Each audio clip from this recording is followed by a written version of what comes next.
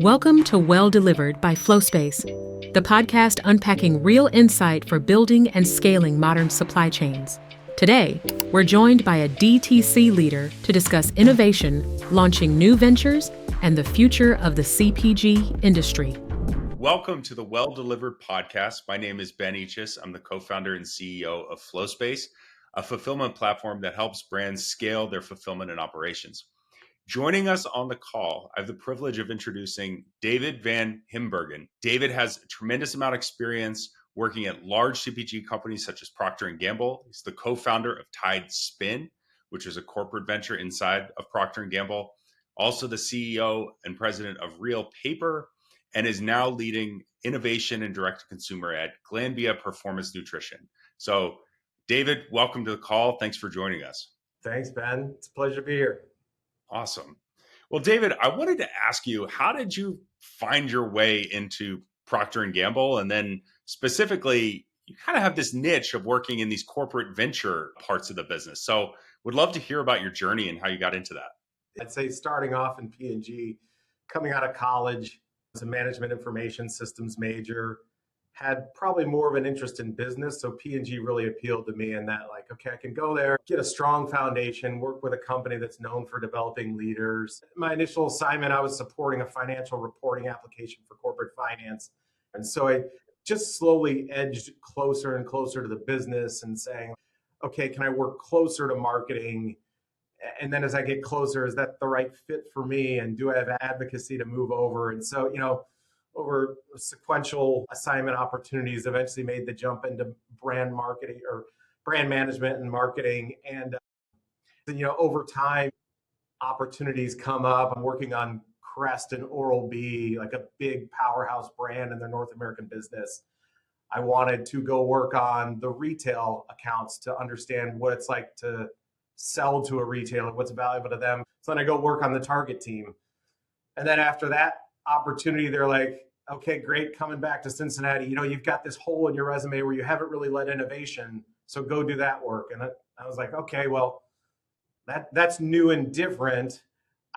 But in that opportunity, I actually realized I was in a division that was front-end innovation, so FEI, so more upstream. And our responsibility was really think about what's that next big platform of innovation to drive the business.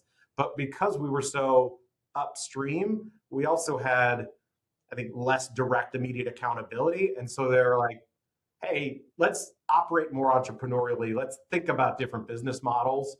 And they set up basically an approach that would say, if you have a compelling idea that you can work out with your team, you could basically bring it to senior leadership and pitch it. I just happened to walk into that, got really excited about this idea, which eventually became Tide Spin, went to pitch it to a president. He's like, great, go do this.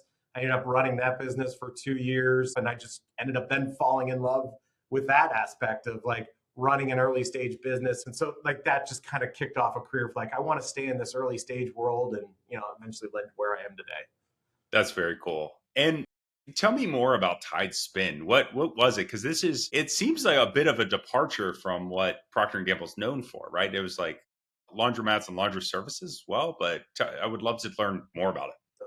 Awesome experience, like finds my career, just maybe changed the trajectory as we kind of just spoke to. But so in our group, we kind of identified like 4 different innovation spaces that we wanted to consider. Some of them digitally powered, some of them more environmental sustainability angled, like what big major macro trends. And we were on actually a discovery research kind of scouting adventure here in Chicago. And this was 2014, 15. So we were out looking for inspiration. We were taking Ubers everywhere. It was my first experience really getting in an Uber. And I'm like, wow, this is so amazing, like so easy. Otherwise, we would have to have a car service rented for the day, would have been just much more difficult. So then we just started, like the noodles started going like, what would the Uber for laundry look like? What does that mean? And so we just jumped in and started digging on like, okay, how do you take this asset light business model, translate that back into the chore of laundry, elevate it by some aspect of trust, and that it's coming from a big major brand that and can trust. And achieve one of the biggest pain points in the category of people hate doing laundry. Yeah. We're out there in a lot of our incremental innovation trying to solve like, okay, how can we remove this type of stain a little bit better? A protein-based stain versus a grease stain. We've solved 98% of the challenges in laundry, and we're ignoring the biggest pain point of like, they hate doing it. So Yeah, if sure. you get to like, a densely populated urban market where you've got younger people focused on building their careers, they have more money than time. They may not even have access to a washing machine in their apartment unit. So it becomes even more of a chore. And is there a business model there? And so that was kind of the inception of it all, and kind of was enough to get our senior leaders excited and saying, okay, go see if you can figure it out. I'm going to give you a little bit of money in like a short window, come back with some proof points, and we'll continue. If not, then like, closing up shop. That is awesome.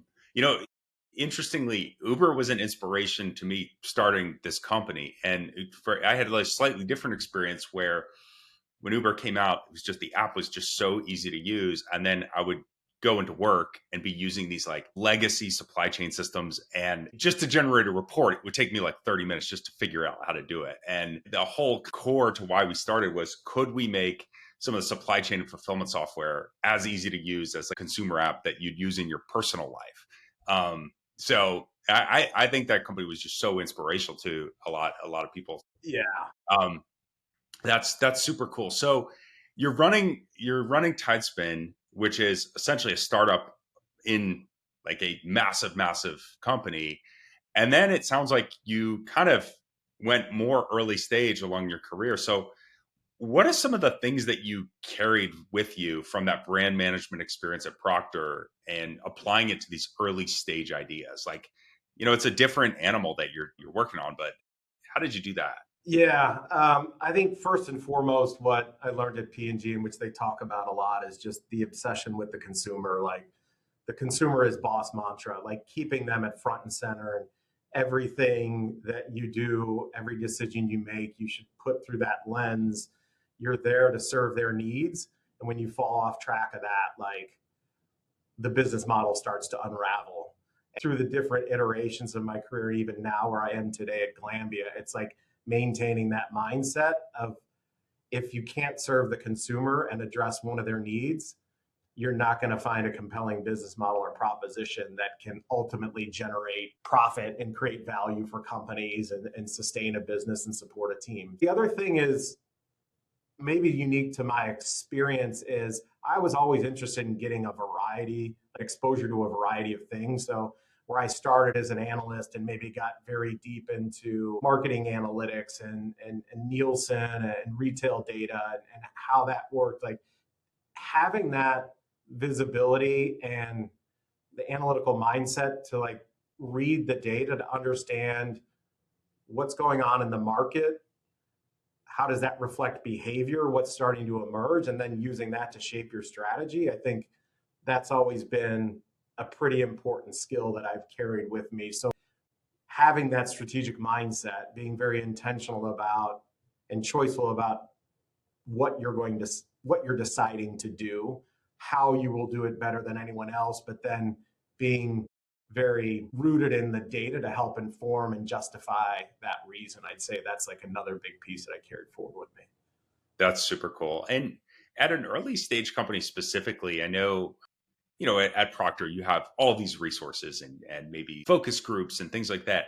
How do you do that at a smaller company where you don't necessarily have perfect data?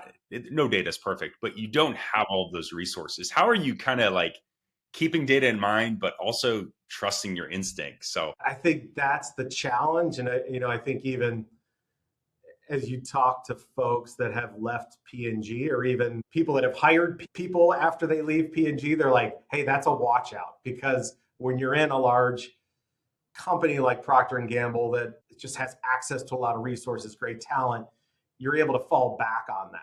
Yep. But when you're in a small company, you might not have Nielsen data. You certainly probably don't have someone that's leading consumer research or like an agency that's pulling together insights for you. So you've got to do it on your own. You've got to do it in a very constrained budget. and you're justifying like a limited pool, but that pool isn't just to cover like marketing research.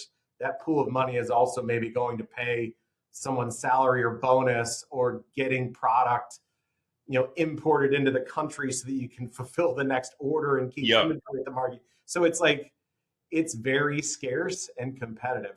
Ultimately, like you had said, trust your gut in some ways, use some intuition, or just, I think you get by with understanding what truly is maybe a meaningful sample size. Like, it may not be statistically relevant, but if you talk to 3 to 4 people that match the mindset and the profile of the consumer you're targeting, you get a similar reaction, that's enough to go on. Like, you're in an earlier stage, you're building, it's iterative.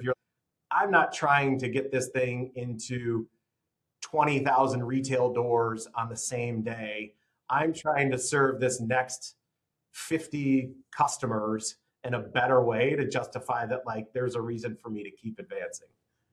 Totally. And that definitely resonates with even our company, right? It's like you're starting and you really appreciate that there's no safety net per se. There's no controls, right? Or, maybe a past experience in a bigger company, there's always a finance team or a marketing team. And, I think you're experiencing all of it at once. You're managing working capital, you're managing, the production and actually getting it on the shelves. So it's, it's certainly a different, and I think it, go ahead. I'd be curious to know your experience too throughout your career, but I think it's a great skill to develop, because even when you get back into a company that there may be more of an abundance of resources, like now I'm at Glanbia Performance Nutrition, it's certainly larger than Real Paper, of which I was running. So you have access to resources and specialized pool, like talent.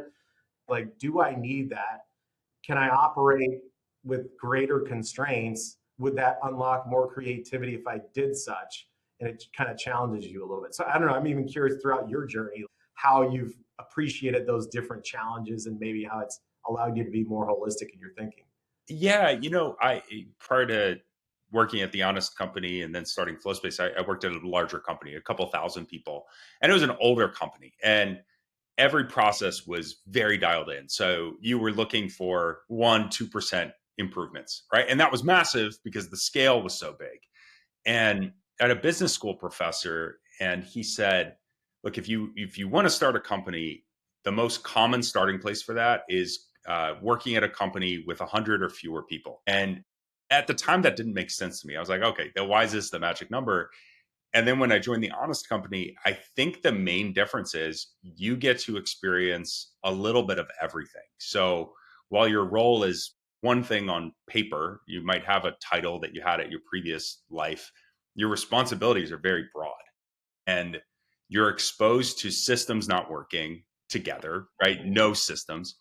You're thrown into a spot where you really have no negotiating power because you can't really rely on the brand name that you have, right? And everything becomes a negotiation or and sales, right? And I think it also gives you the confidence, I think, when you're working at a smaller place and you see these companies that are very, like, on the outside look very buttoned up and very successful, but you see how they actually run and you're like, okay, not everything is perfect. Maybe I'll give this a try, because everything is ultimately held together with duct tape, right? In the beginning. Yeah.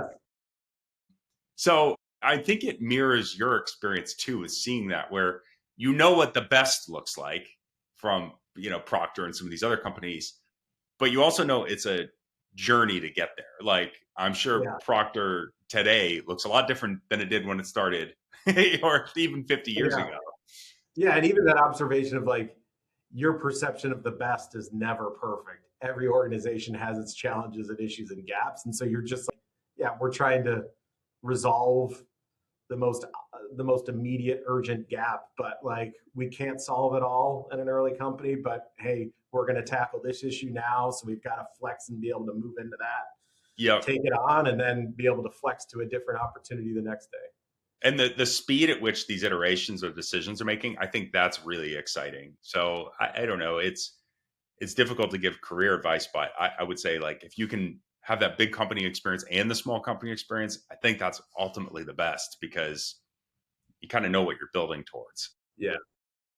But I'm curious. So you're now at Glanbia and leading corporate innovation and the direct to consumer business. Where do you see innovation projects stall or not work? Like any kind of words of wisdom that you can impart on innovation by definition is very a creative process, but how do you put Yeah. some structure around that and make Yeah. sure you're Yeah, it is. It's a creative process, but it also requires some discipline and I think accountability that falls back into there. I think you'll hear people talk about innovation theater if they're just, talking about ideas, but they may be wild. Are they practical? Are they really rooted in a consumer need? Are they helping to build brand equity and drive it on a trajectory of where they want to go? Making sure all of those things connect is what would make a good innovation project. Hey, we've got a $20 million idea out there, but maybe you can't sustain it, or maybe it's a flash in the pan and it's not really an enduring insight. Okay, that's not a success. So, I think going back to your question of just kind of what the challenges are, the hang up is the pace of at which things are moving today now is faster than ever. Everyone says it's only getting faster and accelerating with technology and everything else, but it's also just the ability for a new brand or product to launch.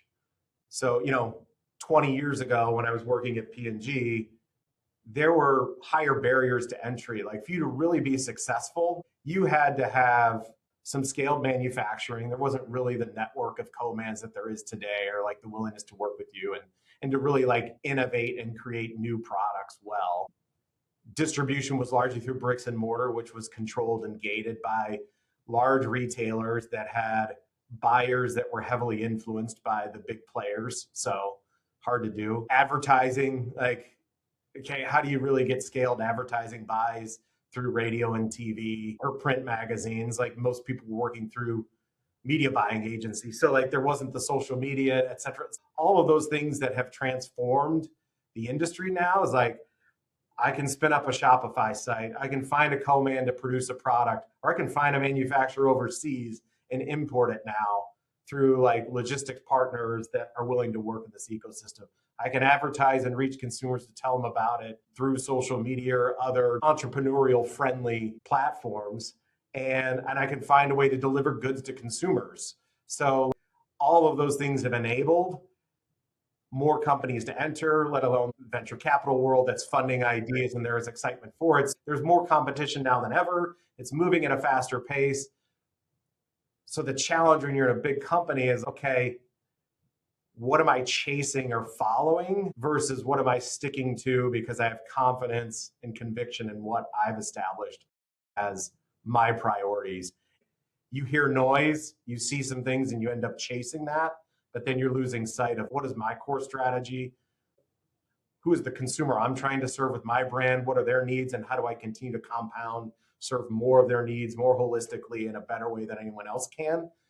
And I think that's where sometimes it falls apart. And that's where I think it's this balance of creativity to identify unique ways to solve needs, but the discipline to stay focused on this is my strategy. I've got to play this out and see it work. That's so interesting because it sounds like what you're describing is like the actual execution of starting this business has gotten a lot easier. Now, it's not easy by any stretch of the imagination, but in the past, you have finding essentially a co-manufacturer, logistics services, marketing avenues, all of that has gotten easier. But it sounds like the thing that still is difficult is identifying the pain point that you're going to go solve and making sure that your product actually matches that pain point. Yeah. Yeah. I feel that way a bit with a lot of the AI products that are coming out now. Actually doing the work has gotten easier, but finding that problem to solve is still the hard part, right? Are we solving the right problem? I think is what you're saying. Yeah. And that's a trapping too often is like falling in love with the technology. If it doesn't address a consumer problem, there's not anything there. And so you've got to make sure that you're addressing that. Otherwise, and I think then that can end up appearing to be innovation theater. Like, are you building revenue? Is that generating profit? How's that helping to grow the brand equity? sometimes you can lose sight of that. And that's where I think the sloppiness can enter into it. No, that makes total sense. You're not just sitting in a room pontificating. You actually need to make sure you're moving forward and actually driving business value. So I know as we wrap up, David, a couple of questions I had were around what's exciting to you today. You talked about the pace of innovation, the pace of actually execution is increasing a lot, but what what changes are you seeing today, or any pieces of technology that you're excited about, or any white space in the CPG market that you're really focused on right now? Yeah. I think what excites me right now, I think number one, the categories that Glanbia plays in are super hot. Protein, we're one of the largest sports nutrition brand companies. We've got the largest performance nutrition brand and Optimum Nutrition. It's a category with just a lot of tailwinds, high single digit, if not double digit growth through a lot of the different category segments. And if I go back to P&G, they're working on laundry or oral care, like you were saying, you're in a dogfight to try to eke out 1 to 2% points of growth. Here, there's excitement. There's already momentum behind you. So that becomes really compelling and interesting. I think the other thing is that maybe I'm a sucker for competition, but because it's easier more than ever to enter into this space, there's a lot of new and interesting propositions that are coming into the marketplace and helping to shift consumers' mindsets too, to be more holistically centered on what health and well-being looks like. But we have an opportunity to extend these brands even to a broader space where we become a force for healthy living, more of a force for good, and extended to new benefit spaces. And then I think the other thing is just the technology piece that is enabling faster discovery of new technologies or capabilities, or just understanding the microbiome and the gut and what interactions and all the different microbes that are at play there that can help propel and optimize all of the energy systems and performance systems within your body, then allow people to live a healthier, better life, to get more out of life. That's a pretty high purpose to serve there. And so for me, like that just gets really exciting to kind of be a part of that venture. That's such great insight. And I guess to your point about it being easier to start brands, do you foresee, and there has just been a flood of new products on the market. Do you foresee that just continuing, that new brands, both from legacy or incumbents and then also upstarts, are just going to continue multiplying because it's, I guess, cheaper to actually get these off the ground? Yeah. And easier to build a consumer base, easier to establish traction. I'd say without a doubt, even if I go back to P&G again, the categories in which their brands are playing, most of them had a pretty dominant position. Like I'm thinking Tide and Crest, like a lot of times those brands are 30-40 share of the category. Sure. Which is a huge, and sometimes between that first and second place is 15 or 20 share points. Like, I don't think that's going to be the case going forward. I think you're going to see more fragmentation into consumer goods because the barriers of entry are lower and it's accessible for more people. And so I think it's harder for one player to really have one dominant position in a category. If you look at ours and within proteins, health and nutrition, or like the ready to mix sector, we're the leaders, but there's a lot of players in there that are constantly chasing us. We have to probably accelerate the rate of our innovation and the pace at which we're bringing things to market, knowing that some things may not hit, be a little bit more iterative and accept some risk and learn on like the most important things as I go through that learning journey. Over time, in 3 to 5 years, I'll end up on a better trajectory and like with a more meaningful bit of value I've been able to create for the brands and company, but it may not be the 0 to 100. It may be more incremental in its steps to get there. That kind of is a parallel to what we're seeing in the market as well, where the brands that we serve very much fit into that category that 10 years ago, most didn't exist, but they've quickly amassed massive customer bases with very small teams too, which speaks to some of the tools that you had. And it also, I think it's the downstream impact of all of this growth for these CPG brands is that the supply chain and fulfillment infrastructure needs to change fundamentally too. Yeah. I think there's, obviously e-commerce that's widely known, but there's many different channels on e-commerce. You can be selling on your website, you sell on Amazon or Walmart, and now increasingly many of the brands that have reached that critical mass are shifting their business into retail. And it's no longer good enough to be kind of just good at one thing. And there's downstream impacts on companies like ours that we need a product, we need a service that actually enables these brands to stay relatively small headcount wise, but they're acting like bigger companies in terms of the distribution that they're getting. So Yeah. it's That's an what exciting time.